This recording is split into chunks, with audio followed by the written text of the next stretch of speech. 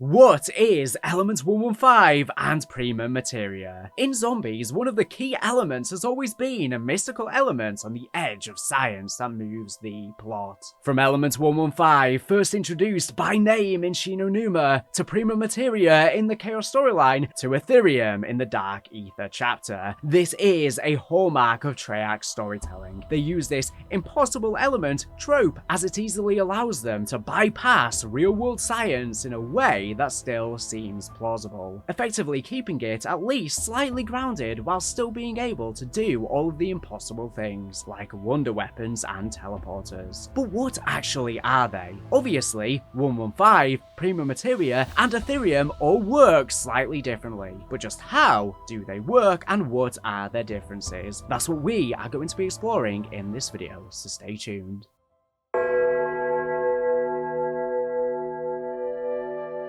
The original, and some would say the best, Element 115 was first mentioned by name in Shinonuma, with it being written in chalk on a crate, and in the radio message sent by Cornelius Purnell to Peter McCain, an American spy embedded in Group 935. Listen to this now. R-4808N 371406 115 48 40. I hope you're receiving this transmission, Peter. If you are not, then all is already lost. You must know by now that we failed to contain the asylum. Now we have to do the experiment here. Education. The numbers will guide you. The giant must remain at all costs. Repeat, Der Reese must remain safe at all costs. The DD2 experiments continue. We've got our only advantage now. Find Dr. Max's. They may know what's going on. The use of 115 is dangerous at best. I'm not sure we can continue here. We've lost most of our best people. I hope you get this. I hope it hasn't happened there too.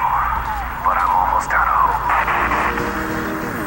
6054 06.96 101 55 44.94. In the map itself, we also see a colossal meteorite of Element 115, electrifying the nearby water. This was our first visual of it, but it wasn't until Der Reese that we really began to understand just what it was capable of. In that map, we heard through radios and through visual clues that the element had been used initially to reanimate bodies. In addition to this, we see that it was employed in various weapons technology, such as the Wunderwaffe DG2 and the teleporters. Clearly, it was capable of doing impossible things. We can also find scraps in Der Reese detailing how, in real life, one would go about synthesizing Element 115, because, if you weren't aware, Treyarch didn't invent this element. It actually exists in the real world. Element 115's real-life links. What's interesting about Element 115 is that it is what's known as a super heavy element. Essentially, we've never found it naturally in the world, as its atoms are so full that it immediately tries to eject part of its nucleus to decay into a more stable element. In real life, we have to synthesize it by bombarding an existing element, in this case, americium, with calcium ions, forcing the americium nucleus to take on the protons of the nuclei of the smaller calcium ions. In simpler terms, you are shooting an already large element with small bits to try and make it even larger. Because of this process though, the 115 is unstable, and when synthesized in a lab, it decays in about 1 second. With zombies having its origins and roots in real-world conspiracy theories, it's incredibly likely that the choice of Element 115 came thanks to Bob Lazar, a real-world scientist who claims that he was employed at Area 51 and studied alien crafts that were housed there. Maxis mentions Area 51 in his message to the Reichstag in Der Reese, so the relevance is pretty clear. Lazar's story is particularly fitting for this, as he claims that the impossible engines of the alien crafts were powered by none other than Element 115. But these aliens were able to obtain contain the element naturally, meaning it didn't decay. This could be a whole video in of itself, but if you take nothing else from it here, just know that even in our storyline, element 115 should be impossible. As a final note, in real life, before we had confirmation that we'd synthesized it correctly, we referred to it as ununpentium. Ununpent literally means 115 in Latin, as it was the 115th element, but we were unsure if it even existed. Once we had actually confirmed its creation and approved it in 2015, it got the new name Moscovium, with the periodic table symbol of capital M lowercase v, MV, as it was a team in Moscow who successfully did it. But has element 115 been replaced with a higher than thou concept of the ether? Back to the ether storyline. We didn't actually get a lot of solid information on element 115 throughout Black Ops 1. We learned more of what it could do, and what it could create. The Thunder Gun, Gush Device, Nova Crawlers, and so on, and even about other interesting concepts, such as Agatha. Even when we saw clear 115 mining operations like in Shangri-La, however, how it worked was never outright explained. By the time we got to Moon, where we saw the MPD, the Moon Pyramid device, and the absolute power it granted, it wasn't exactly certain what link Element 115 had. We saw that the MPD was powered by souls, and way back in Der Riese, Maxis stated that America had a large supply of Element 115 at Green Lake, but the link between Souls, 115, and the MPD wasn't really clear. Black Ops 2's Victus maps wouldn't really aid in this directly, but it did serve to develop something equally as important: the ether. We can't talk about 115 without discussing the ether,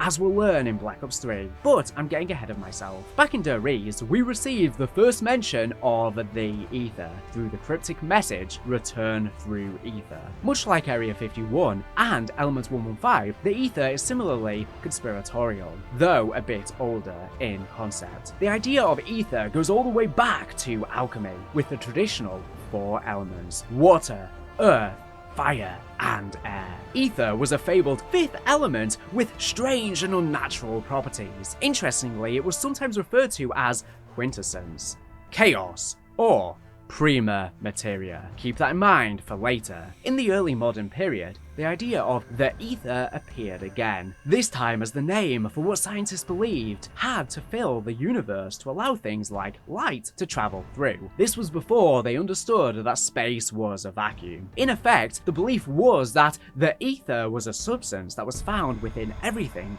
in the universe. Initially, this idea was taken very literally in zombies, with us seemingly going through the ether when we teleport. In Moon, Richtofen claims that the MPD is a stable gateway to the ether. But back in Black Ops 2, this is when we really started developing this idea. Maxis and Richtofen fight over towers that have the capability of allowing one or the other to have total control over the ether, and these quests often involve the manipulation of life energy, sometimes called ethereal energy. Through controlling this energy, either Richtofen or Maxis can control the entire ether itself. Still though, this seems totally different to 115. But Origins would change this. In Origins, we hear that Maxis, this time from a new dimension, 63 to be specific, was experimenting with element 115, in particular using his conversion generators to turn the element into a liquid fuel that would produce electricity.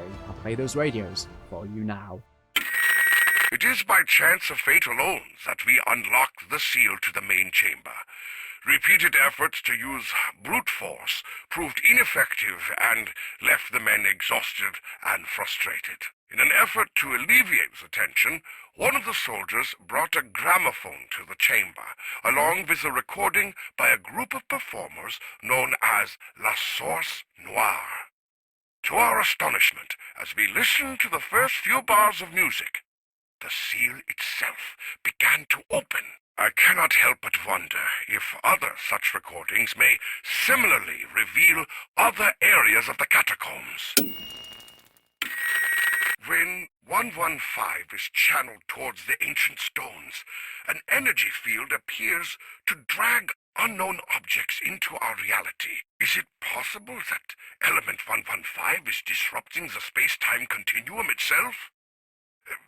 How else could an ancient box, created eons ago, bring forth weapons from different eras, perhaps including even our own future? Further study is needed to understand these powerful and unpredictable forces. In these dark days, I find myself clinging to the belief that there may still be a way to set things right. Though my understanding of the ethereal realm remains limited, I am convinced that the manipulation of the energy fields within all matter is vital to uncovering the dimensional gateway itself. It is my sincerest hope that somewhere in the realm beyond, my beloved Samantha still lives. I can only pray that Edvard will have the courage to fulfill the vow he made all those years ago.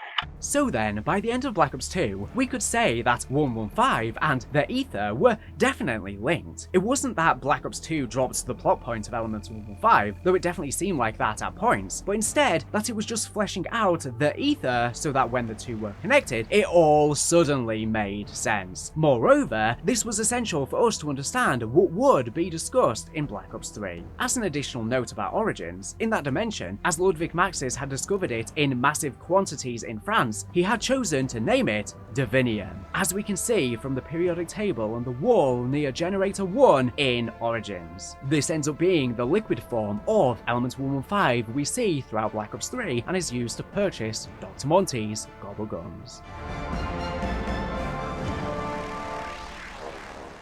Element 115, the fabric of reality. In Shadows of Evil, the launch map of Black Ops 3, the various information on the Aether and 115 is finally brought together in the infamous piece of scrap paper found on the map. We can see Richtofen has explicitly written, 115 is the fabric, the thread holding it all together, the webbing of the universe. And really, this is how it is all pieced together. The Aether is a higher dimension, and is within and around everything in existence in all of the realities. Element 115 is like crystallized ethereal energy, and when used up, this exposes the Aether's energy fields. This is why it's capable of doing such fantastical and impossible things, because it is literally the fabric of reality. The final notes about 115 and the Aether come in Black Ops 4. Essentially, Maxis figures out that Agatha is a physical dimension consisting of the entire Aether itself, a four-dimensional space unable to be conceived.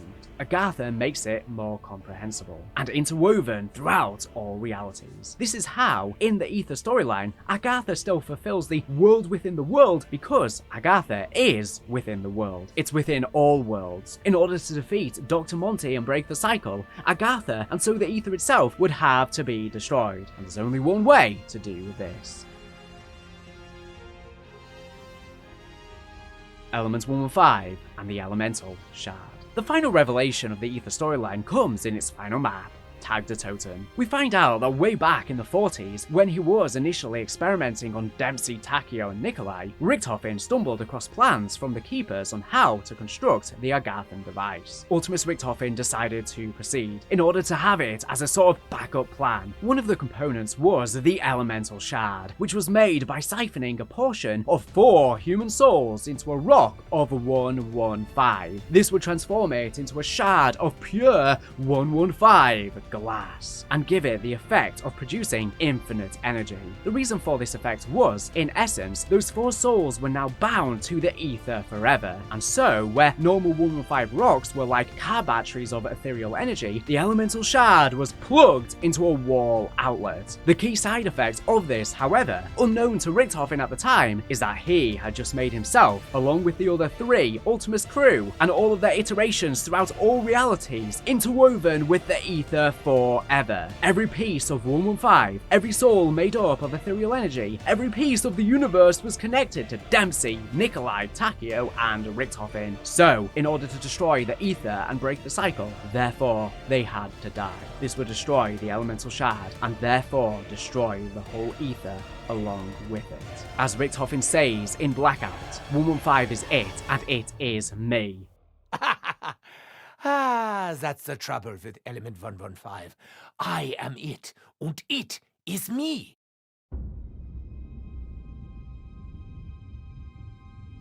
Prima Materia, The Beginnings. With the introduction of the Chaos storyline, we received a new storyline, working under new rules. It's a bit harder to talk about Prima Materia in full, as we obviously didn't reach the intended conclusion of the Chaos storyline in Black Ops 4, but because of the heavy philosophical and alchemical influences Treyarch drew when writing it, we can make some pretty educated guesses. As a result though, this section will be a bit more freeform than the previous part on 115 where we have more concrete conclusions. As we've already mentioned, alchemy held the conception of 4 elements that constituted everything on Earth. Some, however, believed in a hidden 5th element, sometimes referred to as ether, other times as quintessence, or chaos. A common term for it, though, was Prima Materia. This is a Latin phrase which means first matter. Essentially, the belief was that Prima Materia was the base component of everything in the universe, and with it, anything could be constructed, from the simplest object to even a whole person. In alchemy, the idea of Prima Materia manifested most commonly as the Philosopher's Stone. Essentially, alchemists believed that with Prima Materia, they could make this Philosopher's Stone. Sometimes a literal rock, sometimes a powder or mixture. With this, they would be able to turn lead to gold, and even create the elixir of eternal life. Prima Materia, the Ancient World. In the Chaos storyline, Prima Materia was first discovered by humankind in the distant past, deep underground. It was mined as a bright red crystal, and quickly humans discovered the miraculous things that were possible with it. Initially, this improves the human condition, but very quickly, the kings and rulers of humankind grew greedy, fighting wars over it, nearly destroying both the human race and Prima Materia itself. This is when a group of the brightest minds of the time stepped in, calling themselves the Nine. The Nine set out to collect and safeguard all of the knowledge of Prima Materia, so that when the time was right, it would be given back to humanity and allow them to prosper. Eventually, they were persuaded that they were wrong for gatekeeping this knowledge, but soon after bringing it back to the world, wars raged for it once again. As a result, they decided it was best to bring Prima Materia back into hiding. However, they hadn't given up on humankind, and rather than just keep it, they devised a system whereby individuals could prove themselves worthy of claiming the knowledge needed to utilize Prima Materia, the Sentinel Trials.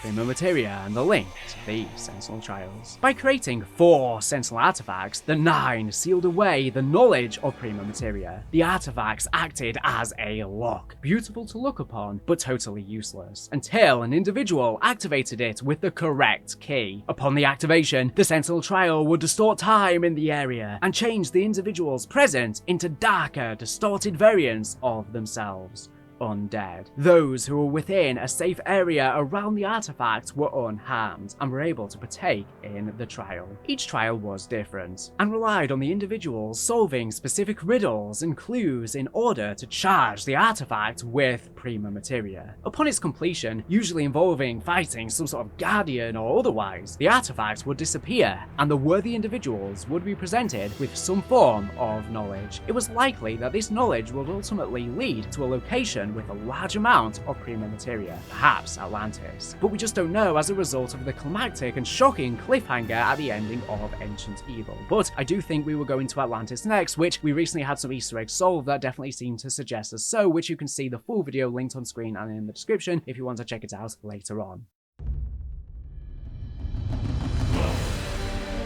Prima Materia, and why the Orders harnessed it. In ancient times, an order was founded who believed it was their duty to shepherd humanity away from war and suffering into a new golden age, essentially evolving the species to reach their true potential. We see it in the depictions on 9 showcasing the Order building the pyramids, ruling over vast kingdoms, and so on, all through the use of Prima Materia. Clearly, they had knowledge of it. In the map 9, however, we get a hint hint at their agenda. Before fighting the Guardians of the Trial, the High Priest says, their champion defeated. The Nine can hide no longer. What was once theirs will soon be ours, indicating that the Order want to possess all of the Nine's knowledge of PRIMA Materia. Their goals are seemingly good. They don't want world domination for evil means. They genuinely want to benefit humankind. However, they will go to any means in order to achieve that. The Nine obviously sealed away PRIMA Materia for a reason, but the Order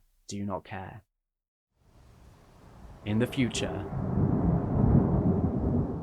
What does this mean? PRIMA Materia has already returned in the Dark Aether saga. Whilst this perhaps seems unexpected, it was hinted at in Cold War. You see, in the Dark Aether saga, we have a new magical element called Exoelement 1 or Aetherium. It is an exoelement because it's not natural from this world. Like an exoskeleton, it's from an outside place. The place below creation, the Dark Aether. There's so much information throughout Cold War and the game since about Aetherium, and honestly it could fit into its own video. But what we learn is that it is deeply connected to memories, and in fact, Aetherium crystals actually take away people's memories, with them ending up as ethereal orbs. These orbs are very interesting, as they are a source for something we hear called primordial Aetherium. Primordial means first, and so this is the initial state of Aetherium. At one point, we actually see an orb with a distinct red colour that is a source of this special type of Aetherium. I think that this is just another term for PRIMA Materia. Furthermore, I think, ultimately, Aetherium may very well be the Dark Aether's memory of the 115 that was placed within and banished to the Dark Aether. In essence, the blue 115 and the red PRIMA Materia combined, becoming something new, Aetherium. In that sense, I actually think it's possible we could see Element 115 return in Black Ops 7. It's already been alluded to in Black Ops 6 by being present on the cold cell battery ammunition for the ray gun, and has even showed up in Modern Warfare Zombies. As we said earlier in the video, the souls, that is to say, the ethereal energy of the original characters, was tied to the ether itself with the elemental shard, forming the basis of reality. We heard that the villain of Black Ops 7 Zombies apparently wants to use their essence to bring back the multiverse. Are these the Shadowsmiths, or the rumoured Warden? Who knows? But if whoever they are could get their hands on their souls, they would be able to do exactly that. The ether would come back with a vengeance, and probably try and consume the entire Dark Aether itself. 115 would reawaken from all of the Aetherium, hence why it ends up in Modern Warfare Zombies those years later, and it would likely spell doom for everything. In that sense, the characters may have returned, but they are, in a way, trying to prevent their own return. Liminal memories on the precipice of life, between life and death. I might do a video covering Aetherium more in detail to make this a lot clearer for you, so if you want that, be sure to like this and share this video around. We'll have to see how this video does, but there's a lot of content coming up on the channel, so make sure you stay tuned. Anyways, thank you for watching the video, make sure to subscribe if you're not here for the latest and greatest Call of Duty news and information. So anyways, thank you for watching, and bye. To conclude this video, I want to shout out the fact that I finally decided to make a Patreon and Cameo account, both of which will be linked below if you want to help support the channel. On Patreon, you can sign up for the lowest tier of just $1.50 a month to get exclusive access for my Discord, where we can discuss zombies lore, trivia, or whatever you desire. A place where you lot, my community, can better connect. Your names will also appear at the end of videos thanking you. For $5.50 a month, you get all of that, and I will be doing exclusive monthly Q&As. And for $16.50 a month, you again get all of that, and I will be doing exclusive lore videos, such as unpacking niche parts of the Treyarch documents I've been breaking down on my channel that don't as much suit a main channel video. For the highest tier, only for those with the ability to and who really want to help out the channel, you get special bonuses I've yet to determine and verbal shoutouts at the end of every video. Over on Cameo, I can do funny videos reading lines from zombies, memes like how do we tell him, birthday wishes for friends or family, or whatever else you desire, practically anything. Of course, none of this is necessary, just watching and enjoying the videos helps me immensely and I greatly appreciate it. However, I think it's about time I start setting up additional revenue streams because Zombies' popularity is tumultuous and always goes through ups and downs. As I'm sure you've lately seen on the channel, viewership is down a lot. We go through big highs when new games release, but then during these drought periods, I need more income stability sustainability, so I don't have to worry as much about it, and I can focus more on improving the quality of the content. My highest quality videos are not always the ones that best please YouTube algorithms, so instead, this way I can produce my best work knowing I don't have to think as much about how well the content's going to perform. So if you'd like to support me on Patreon for exclusive content, or would like a simple Cameo message, you can do so to further support me via the links below, but only if you can afford it and you actually want to help me. Don't feel like you are forced to, don't worry, I'll survive. It would just help relieve some of the pressure during inconsistent periods on the channel, so I don't have to solely rely on AdSense revenue and still maintain the sheer quantity and quality of content that I put out. Obviously I pump out literally a boatload of content, and some of these are absolutely crazy projects over hour-long videos, so it's a lot on my plate, especially when these videos don't perform particularly well. And I've not been doing many sponsorships lately to help supplement revenue either, so it would greatly help. Thank you for any generous person once again who does kindly support the channel. It means the absolute world and will really help keep this boat afloat.